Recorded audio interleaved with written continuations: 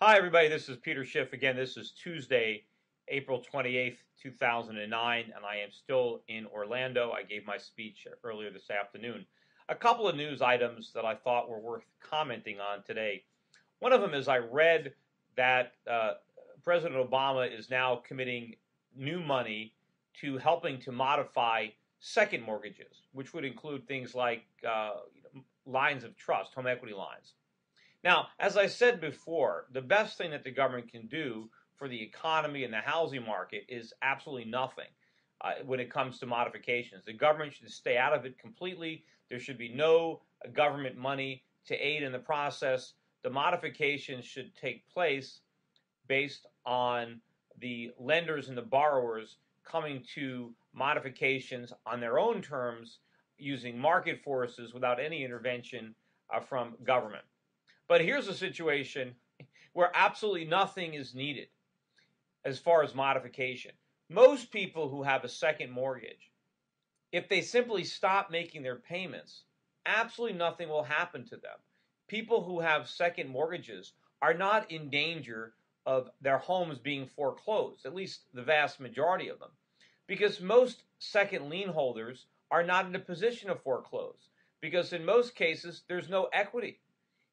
Because in order for a second lien holder to foreclose, they're going to have to pay off the primary lien holder. And in many cases, if they go into foreclosure, there's not going to be any money left. They're not even going to fully be able to reimburse the main lien holder. So here's a situation where the government now wants to use taxpayer money to help pay for modifications that the lenders would willingly make on their own without any taxpayer money whatsoever. And in fact, in many cases, the borrowers aren't even under pressure to modify these loans. They're holding all the cards. They can simply go to their second lien holder, and this is not the case where the liens have been securitized.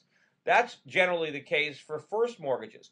If you've got a home equity line of credit, if you've got a second mortgage, you know exactly who your lender is because you went and borrowed the money.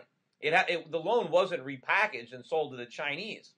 So this is a situation where the person who has a home equity loan has all the cards because they can go to their bank and say, look, let's come to some kind of a modification or I'm not paying you anything.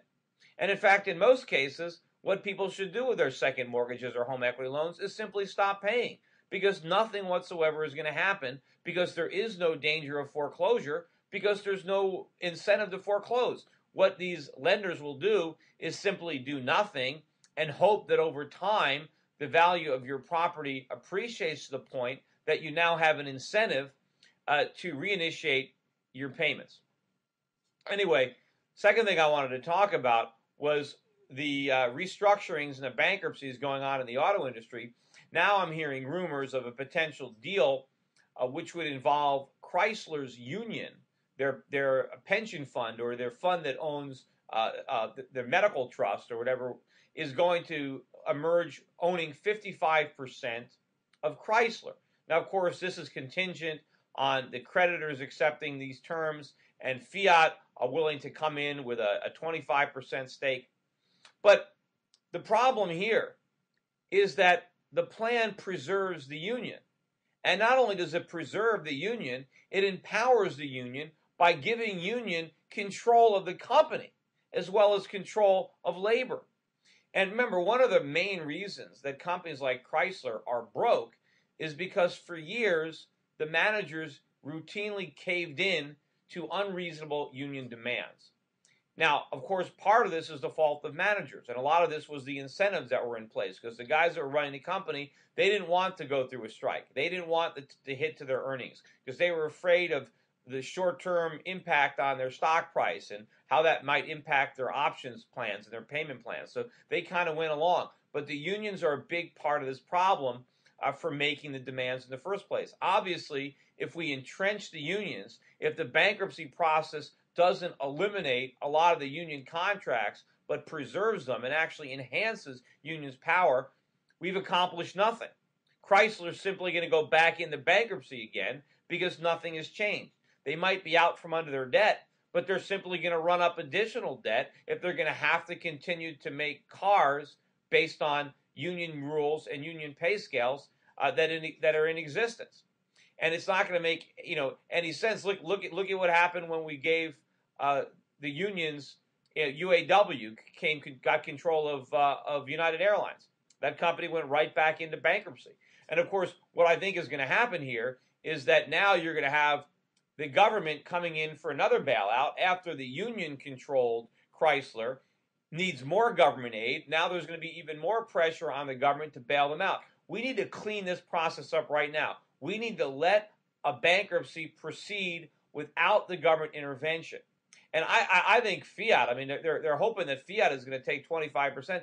They would be nuts to buy into this company. Why would they want to be a minority shareholder when the company is controlled by the unions? Because obviously there's a conflict of interest there.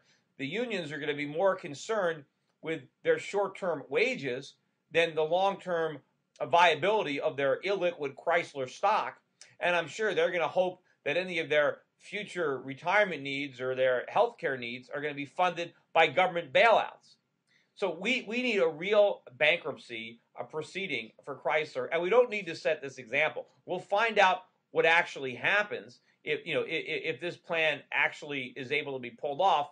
But all it's going to do is preserve an inefficient Chrysler and prevent a more meaningful restructuring. Let's hope that something like this doesn't also take place at General Motors, because that's the last thing that this country needs. Also, quickly on the markets, the dollar did manage to surrender the gains that it achieved yesterday, which was my forecast.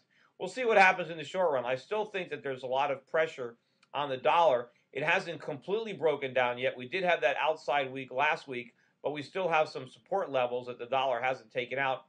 Meanwhile, U.S. stock market, again, to me, continues to look like the bear market rally may have come to an end. It's a little bit too premature to say that conclusively. But if you look at what's happening in the bond market, the long-term interest rates are very close to breaking out to the upside, and the bond market is very close to breaking down.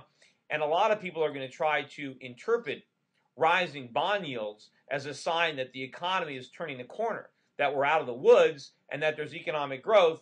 But my take would be that it's a sign that the bond market is finally starting to appreciate the inflation and the risk to the value of the dollar, not that they think that the government's plans are going to succeed in stimulating the economy, but that they're going to succeed in stimulating inflation and debasing the value of bonds. Anyway, that's it for today.